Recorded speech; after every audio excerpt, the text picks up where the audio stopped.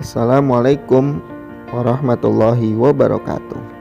Teman-teman, konsentrasi dan ketekunan adalah karakter yang penting dimiliki oleh anak didik. Bagaimana cara supaya anak didik konsentrasi dan tekun saat belajar? Berikut audiobooknya. Selamat menyimak. Konsentrasi dan ketekunan. Suatu hari, anak kami baru duduk di kelas 1 SD karakter, membawa selembar peta dunia. Dia membuatnya di sekolah. Bentuk petanya tidak jelas. Rupanya dia diberi tugas oleh guru sekolahnya supaya menuliskan nama-nama negara di atas peta tersebut sebanyak-banyaknya. Dia menuliskan Cina di sebelah Belanda dan Korea di sebelah Australia. Rupanya tugas ini adalah latihan menulis sambil mengenal nama-nama negara.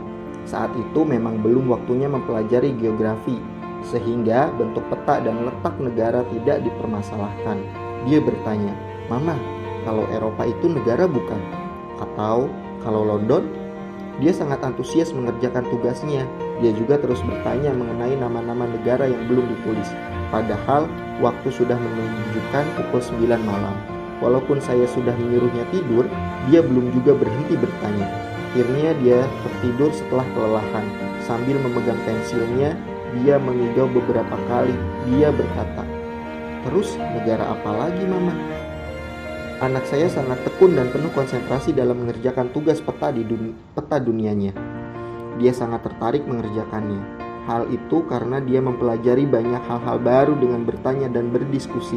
Selain itu, dia juga bangga bisa membuat sebuah peta dunia sendiri. Ketertarikan pada materi yang dipelajari adalah syarat utama agar bisa berkonsentrasi dan tekun. Seorang yang tekun dan penuh gairah ketika belajar, pasti dia sedang tertarik dengan materi yang dipelajarinya. Sesungguhnya, ketertarikan seseorang untuk belajar adalah insting yang dianugerahkan Allah Subhanahu wa Ta'ala sejak manusia dilahirkan.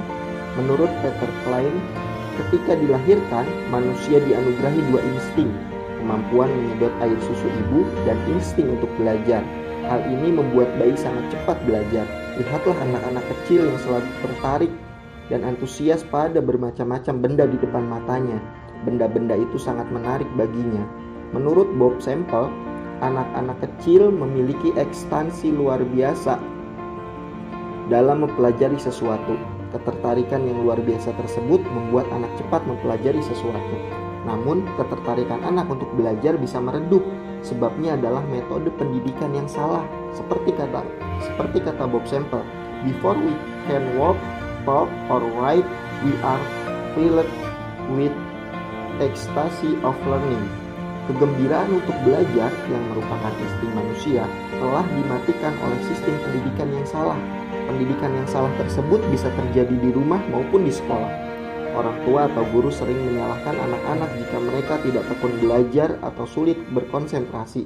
Padahal kesalahannya bukanlah pada anak-anak, melainkan metode pedagogi atau cara mempresentasikan materi pelajaran yang tidak menarik minat anak. Berikut ini sejumlah tips untuk merangsang minat anak sehingga anak tertarik mendalami materi pelajaran secara lebih lanjut. Jika sudah tertarik, anak akan mudah berkonsentrasi dan tekun. 1. Pendidik harus lebih dulu tertarik dengan materi yang ingin disampaikan. Dengan begitu, dia akan bersemangat dan bergairah dalam mengajar. Pendidik yang bersemangat dengan gerak tubuh dinamis, muka gembira dan mata berbinar adalah modal penting untuk membuat siswanya tertarik pada materi pelajaran.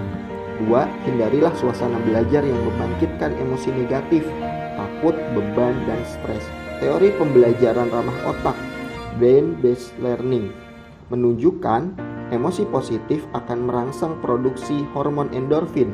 Hormon ini penting, fungsinya adalah merangsang zat-zat neurotransmitter antar sel bekerja, sehingga otak mampu bekerja lebih efisien dan efektif. 3. Materi sebaiknya diajarkan dengan cara yang menarik. Jangan lupa menghubungkan materi pelajaran dengan kehidupan nyata. Materi yang abstrak, tidak relevan dengan kehidupan, membuat anak tidak tertarik, khususnya anak-anak di usia bawah 12 tahun. Menurut Piaget, cara belajar anak seusia tersebut baru mencapai tahap berpikir konkret operasional. 4. Aktivitas atau praktik belajar sebaiknya bersifat konkret, hands-on project. dalam bentuk diskusi. Pepatah mengatakan kita menyerap materi 10% dari yang kita baca, 20% dari yang kita dengar, 30% dari yang kita lihat, 50% dari yang kita lihat dan dengar, 70% dari yang kita katakan, 90% dari yang kita katakan dan lakukan. Vernon Magnussen. Insya Allah dengan cara-cara tersebut anak-anak akan tekun belajar dan selalu menuntaskan tugasnya. Insting atau kegairahan belajarnya akan tetap menyala. Artikel ini pernah diterbitkan di tabloid NQ nomor 1 volume 6 Mei 2006.